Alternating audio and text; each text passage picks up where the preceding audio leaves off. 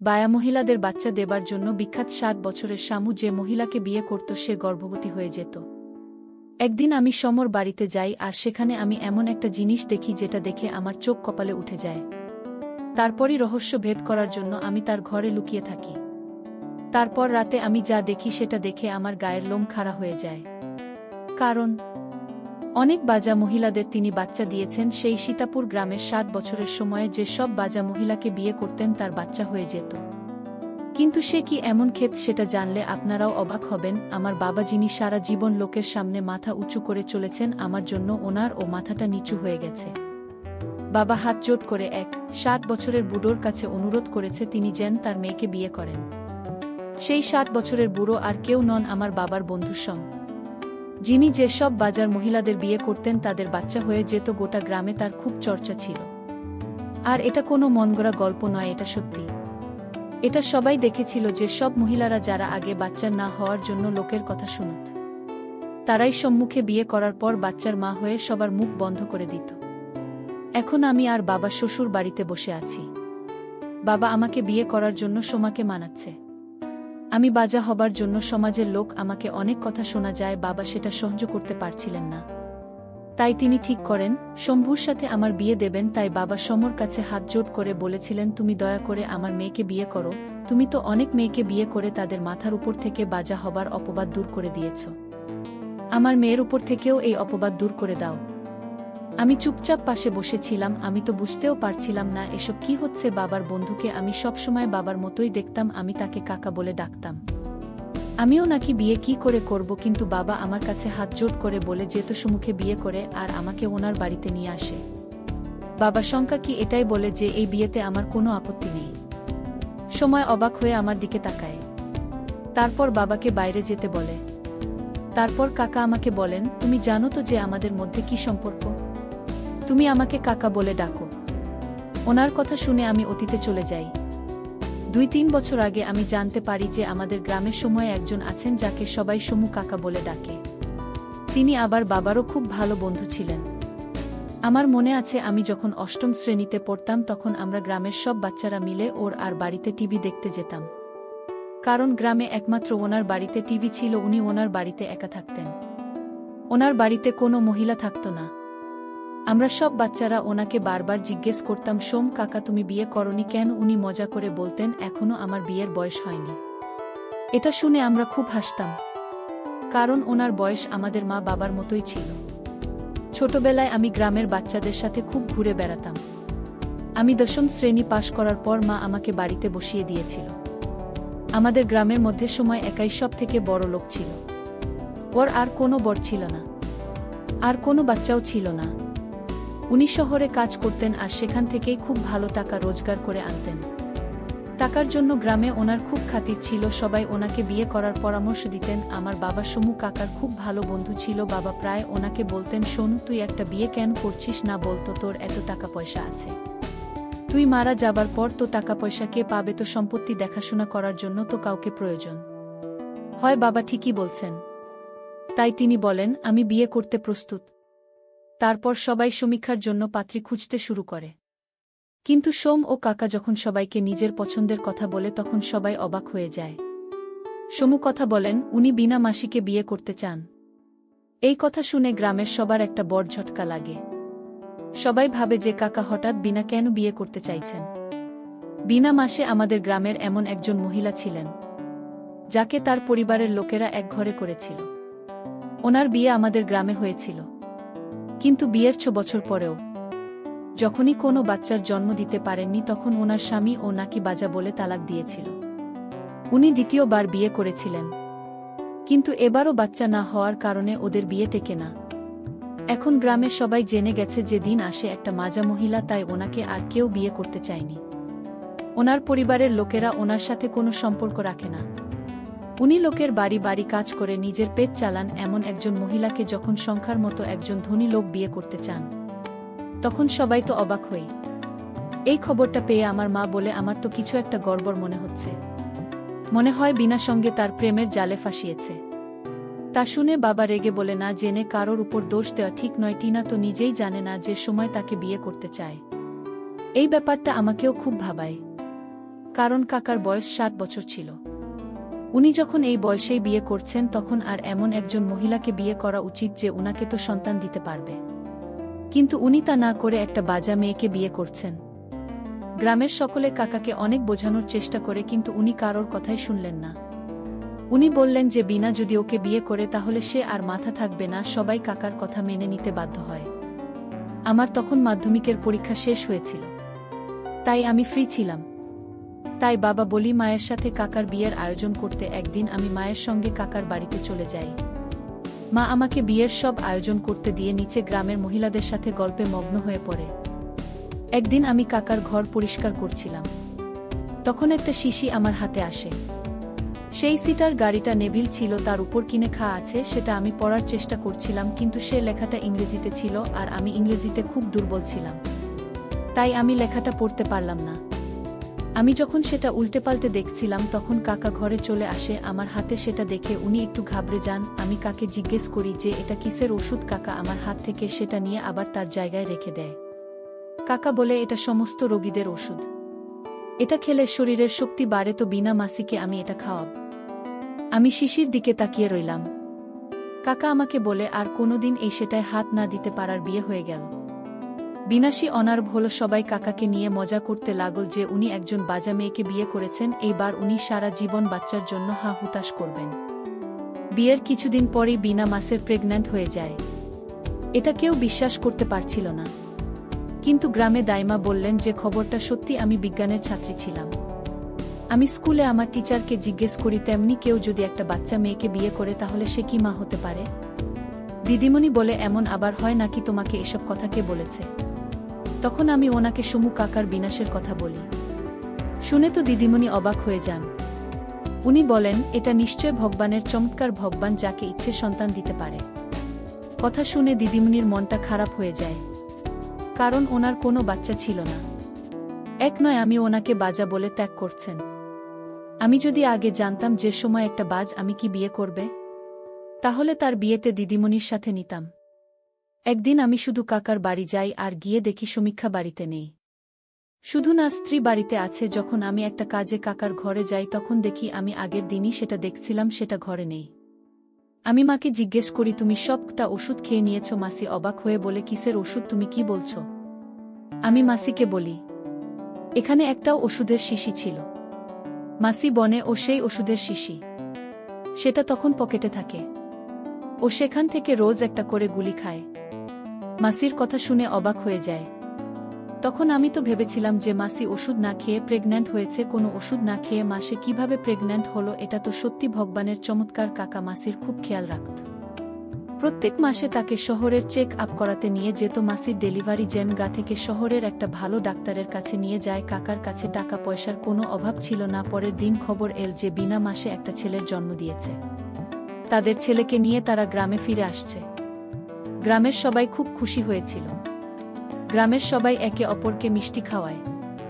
2 মাস পরে বিনাশের অবস্থা খুব খারাপ হয়ে যায়, আর হঠাৎ করে তিনি মারা যান। বিনাশের মৃত্যুর খবর পেয়ে গ্রামের সবার মাথায় আকাশ ভেঙে পড়ে। তার মৃত্যুর কিছুদিন পরেই গ্রামের লোকেরা সংজ্ঞাকে আবার বিয়ে করতে বলে। সবাই কাকে বলে সে আগে তো আপনি একা ছিলেন, কিন্তু এখন আপনার একটা বাচ্চা আছে, তাকে দেখাশোনা করার জন্য কাউকে দরকার। কিন্তু সমীক্ষা বলে যে আমি যদি কাউকে বিয়ে করি তাহলে একজন বাজা মেয়েকেই করব। আমার বিশ্বাস যা আমাকে বিয়ে করলে তার বাচ্চা হবে। কার কথা শুনে আমার স্কুলের দিদিমণির কথা মনে পড়ে যায়। কাকার বয়স আমার দিদিমণি থেকে অনেকটা বেশি ছিল। আমার চিন্তা ছিল যে দিদিমণির বাড়ির লোকেরা এই বিয়েতে রাজি হবে কি না। কিন্তু আমার মা যখন দিদিমণির বাড়িতে কথা বলে তখন তারা সঙ্গে সঙ্গে বিয়েতে রাজি হয়ে যায়। কিছুদিনের মধ্যে কাকার সাথে আমার দিদিমণির বিয়ে হয়ে যায়। সবাই খুব খুশি ছিল যে কাকা আবার একটা বউ পেয়েছে, তার ছেলে একটা মা পেয়েছে। কিন্তু কেউ এটা ভাবেননি যে আবার একটা বাজা মহিলা কাকাকে বিয়ে করে প্রেগন্যান্ট হবে। কিন্তু আবার সেটাই হয়, দিদিমণি একটা ফুটফুটে ছেলের জন্ম দেয়। কিন্তু সেই ছেলেটা না আমার দিদিমণির মতো দেখতে ছিল, না কাকার মতো। ও এবার গ্রামে একটা বলাবলি হতে থাকে যে কাকা নিশ্চয়ই এমন কিছু খায় যার জন্য বাজা মহিলারা প্রেগন্যান্ট হয়ে যায়। সবাই কাকাকে অনেক প্রশ্ন করে, কিন্তু কাকা কারোর কোনো প্রশ্নের উত্তর দেন না। আমার বাবা ওনার খুব ভালো বন্ধু ছিল, কিন্তু উনি বাবাকেও কোনো কথা বলেন না। আমি এই ব্যাপারে আমার দিদিমণিকে জিজ্ঞেস করি, কিন্তু উনি বলেন যে এটা ভগবানের আশীর্বাদ যে তার একটা ছেলে হয়েছে। কিছুদিন পর দিদি মনিকা কাছ থেকে তালাক নিয়ে নেন আর ওনার বিয়ে অন্য একটা বাজা মেয়ের সাথে দিয়ে দেন। তারপর উনি উনার ছেলেকে নিয়ে গ্রাম থেকে চলে যান। গ্রামের লোকেরা এটা দেখে হতবাক হয়ে যায়। প্রথমে একটা বাজা মেয়ের বাচ্চা হওয়া, তারপর কাকাকে তালাক দিয়ে চলে যাওয়া, আর কাকাও তাকে খুশি খুশি তালাক দিয়ে দেন কোনো প্রশ্ন না করে। এসব হচ্ছেটা কি? কাকার তৃতীয় বিয়েও 1 বছরের মধ্যে বাচ্চা হয়ে যায়। তার কিছুদিন পর আরও একটা বাচ্চা হয় 65 বছর বয়সে কাকার। 5টা বাচ্চা হয়। আশপাশের গ্রামগুলোতেও এই কথা ছড়িয়ে পড়ে যে কোনো বাজা মহিলা সমতাকে বিয়ে করলে তার বাচ্চা হয়ে যায়। এখন কাকার টাকা পয়সা কমে যাওয়ার যথেষ্ট কারণ ছিল, কারণ কাকা আর কাজ করত না। কিন্তু টাকা কমে যাওয়ার বদলে টাকা আরও বাড়তে থাকে। মনে হয় কাকার উপর ভগবানের আশীর্বাদ ছিল। এখন আমার বিয়ের বয়স হয়ে গিয়েছিল, আমার পড়াশোনা শেষ হয়েছিল। আমাদের পরিবারের মেয়েদের থেকে বেশি পড়াশোনা করার অনুমতি ছিল না, কিন্তু আমার আরও পড়ার ইচ্ছে ছিল। আমি বাবার সাথে এই বিষয়ে কথা বলি, কিন্তু বাবা আমার কোনো কথাই শোনে না। বাবা আমার জন্য সম্বন্ধে দেখা শুরু করে দেয়। আমি বাবাকে বলি যে আমি শহরে বিয়ে করতে চাই আর আমি গ্রামে পড়ে থাকতে চাই না। আমি শুনেছিলাম যে শহরের লোকেরা খুব খোলা মনের হয়, তারা মেয়েদের পায়ে শিকল পরিয়ে রাখে না। আমার খুব ইচ্ছে ছিল যিনি খুব ঘুরব ফিরব আর অনেক লেখাপড়া করব। আমার এই সব স্বপ্ন একমাত্র শহরেই পূরণ করা সম্ভব। গ্রামে থেকে আমি কোথায় ঘুরব? আমার স্বপ্ন পূরণ করার জন্য আমার একটা শহরের ছেলে দরকার, কিন্তু শহরে বাবার কেউ চেনা জানা ছিল না। বাবার সব পরিচিত গ্রামেই থাকত। তাই বাবা সমু কাকি বলেছিল যে আমার জন্য শহরের কোনো ছেলে দেখতে। কাকা বলেছিল ঠিক আছে, আমি দেখব। সেই সময় আচমকা তৃতীয় বোনের মৃত্যু হয়েছিল আর কাকা আবার একা হয়ে গিয়েছিল তার বাচ্চাদের দেখাশোনা করার জন্য। তিনি বাড়িতে একটা আয়া রেখেছিলেন। উনি একা বাচ্চাদের দেখাশোনা করে পাচ্ছিলেন না, কারণ উনার বয়স হয়েছিল। সেই সময় গ্রামের লোকেরা কার জন্য সম্বন্ধ নিয়ে আসে সবসময় বাজা মেয়েদের ছিল, সবসময় বাজা মেয়েদের হয়ে আসত। কারণ সবাই জানো যে কাকাকে বিয়ে করার পর কেউ আর বাধা থাকে না, কিন্তু কাকার বিয়ে করতে চায় না। কাকার শরীরটা ভালো ছিল না, তাই আমি অনেকদিন শহরে যেতে পারিনি। আমার জন্য ছেলে ও দেখতে পারেননি। ওনার অবস্থা দেখে বাবা ওনাকে আমার জন্য ছেলে দেখার কথা বলতে পারে না। কিন্তু বাবা আমার বিয়ে দেওয়ার খুব তাড়া ছিল, কারণ আমার বিয়ের বয়স হয়ে গিয়েছিল। গ্রামের লোকেরা অনেক কথা বলছিল। আমি ভাবি যে বাবা আমার বিয়ে কোনো গ্রামের ছেলের সাথে দেওয়ার আগে আমি নিজে কাকার বাড়িতে গিয়ে কাকার সাথে কথা বলবো। আমি ছোটবেলা থেকেই কাকার সাথে খুব ঠাট্টা হাসি করতাম, তাই ওনার সাথে কথা বলতে আমার কোনো সংকট ছিল না। আরে মা বাবা কি কিছু না বলেই কাকার বাড়িতে চলে যায়। কাকার যখন বাড়িতে পৌঁছায় তখন ভিতর থেকে কিছু চেনা আওয়াজ শুনতে পাই। যখন আমি বাড়ির ভিতর উকি মারি তখন আমার পায়ের তলা থেকে মাটি সরে যায়। আমি ভিতরে দেখি আমার দিদিমণি বসে আছেন। উনি কাকে বলছেন, আপনি আবার কোনো বাজা মেয়েকে বিয়ে করে নিন যে সমাজে সম্মান পাবেন, আপনি বাচ্চাদের দেখাশোনা করার জন্য কাউকে পাবেন। কাকা বলে আমার আর কোনো মেয়ের উপর ভরসা নেই। তোমরা তো জানো কিভাবে সব বাজা মেয়েরা আমাকে বিয়ে করার পর প্রেগন্যান্ট হয়। তোমরা এই কথাটা গোপন রেখেছ, কিন্তু কেউ যদি মুখ খোলে আমার আর এই গোপন কথা যদি ফাঁস হয়ে যায় তখন কি হবে? তাহলে গোটা গ্রামে আমার বদনাম হয়ে যাবে। আমি চাই না এই ব্যাপারটা কারণ সামনে আসুক। এটা যেমন গোপন আছে তেমন গোপনে থাকা ভালো। আমি এখন একাই ভালো আছি। আমি খুব কান দিয়ে তাদের কথা শোনার চেষ্টা করছিলাম, কিন্তু তাদের কোনো কথাই আমি বুঝতে পারছিলাম না।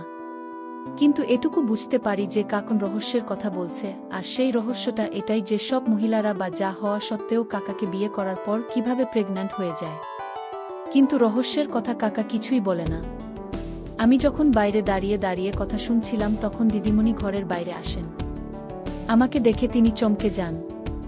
আমি দিদিমণির ছেলেকে কোলে নিয়ে আদর করি। দিদিমণিকে জিজ্ঞেস করি, আমি জানি না আপনি কেন কাকে ছেড়ে চলে গেছেন।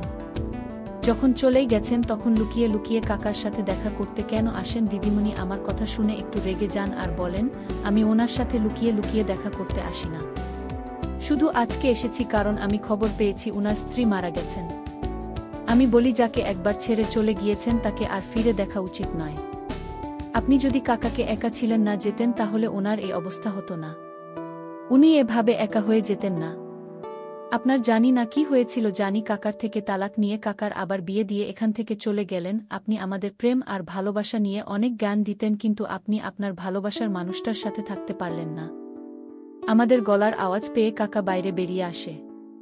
আমাকে দেখে উনি খুব রাগ করেন আর বলেন, তুমি কেন এভাবে তোমার দিদিমণির সাথে কথা বলছো?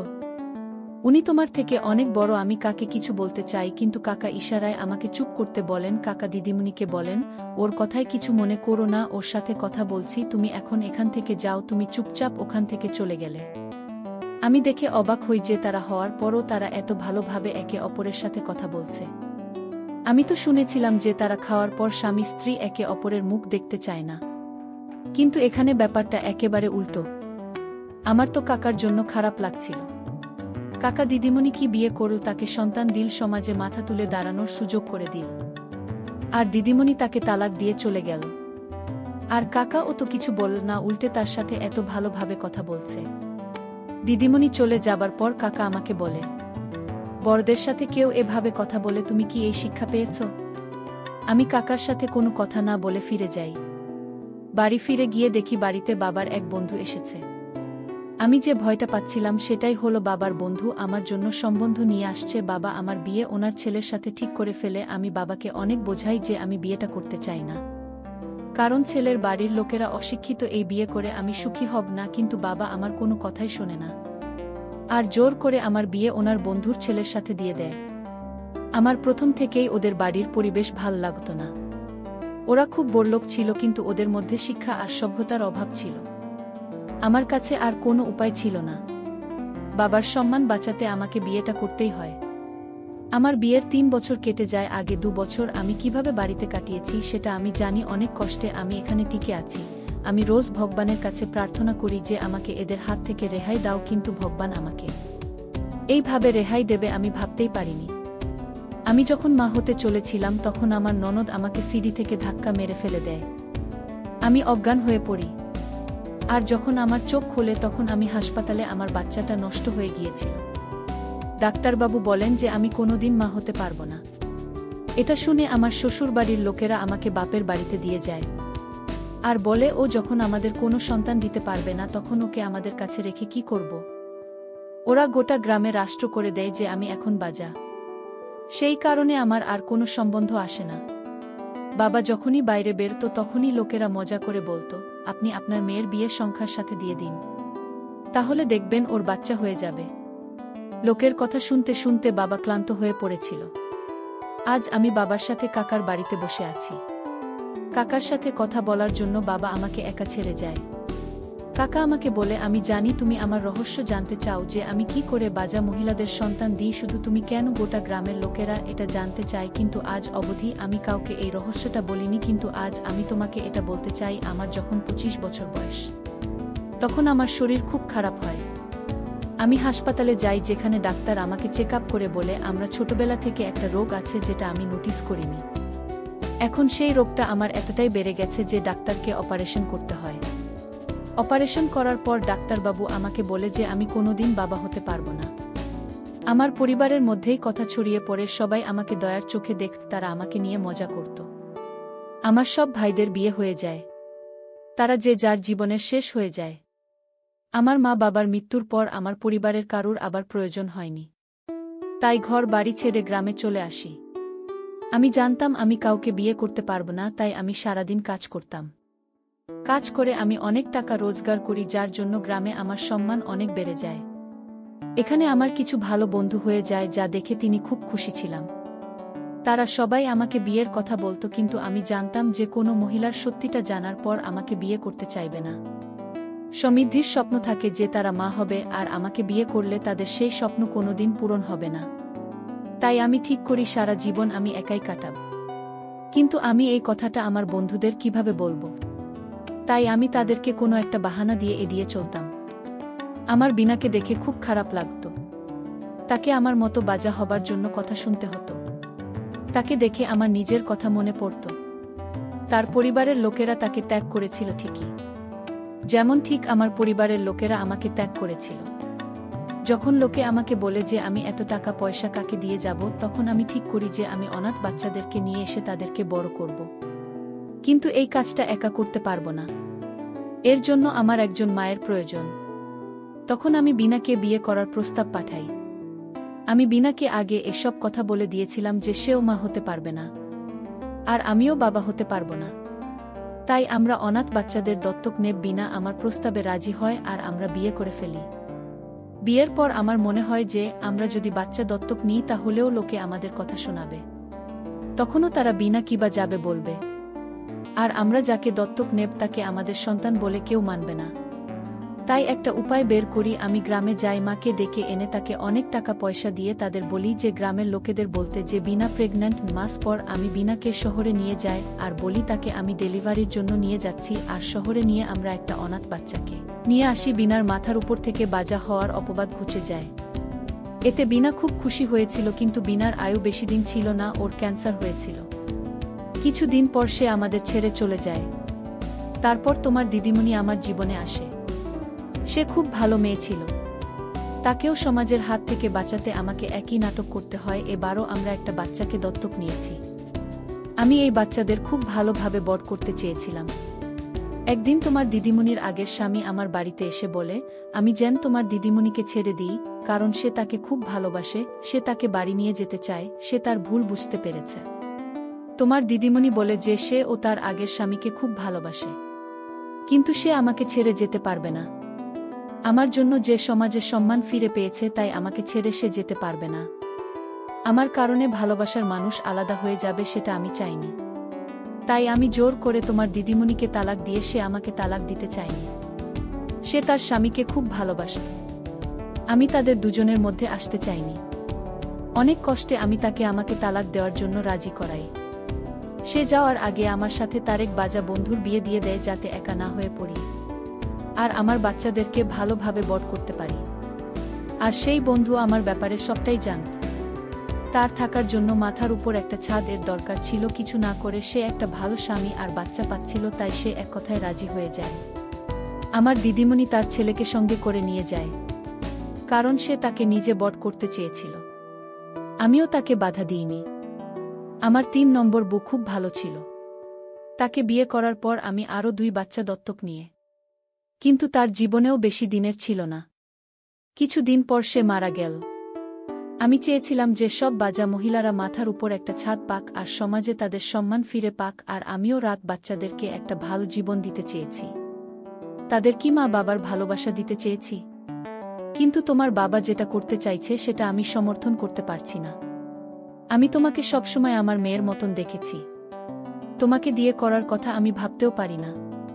কাকা বলে যে তার ক্যান্সার ধরা পড়েছে, তার চিন্তা হয় যে তার চলে যাওয়ার পর তার বাচ্চাদের কে দেখবে। আমি বলি কাকা তুমি কোনো চিন্তা করো না, আজ থেকে তোমার বাচ্চাদের দায়িত্ব আমার। আমি ওদেরকে নিজের সন্তানের মতো বড় করব। আর আপনি আমাকে এখন যা যা বললেন সেটা আমাদের মধ্যেই থাকবে, কেউ জানতে পারবে না। তারপর আমি বাবাকে বলি যে আমার বাচ্চার দরকার নেই।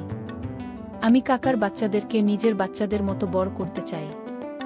আর এটা করেই আমি আমার বাকি জীবনটা কাটিয়ে দেব। কিছুদিন পর কাকার মৃত্যু হয়। কাকা তার সব সম্পত্তি তার বাচ্চাদের নামে আর আমার নামে করে দিয়ে যান। এখন আমি আমার জীবনে একটা উদ্দেশ্য খুঁজে পেয়েছি। কারো যদি বিয়ে না হয় বা বাচ্চা না হয়, তাহলে তার জীবন শেষ হয়ে যায় না। সে বেঁচে থাকার জন্য কোনো না কোনো কারণ ঠিক খুঁজে নেয়। ঠিক যেমন আমি বেঁচে থাকার একটা কারণ খুঁজে পেয়েছি।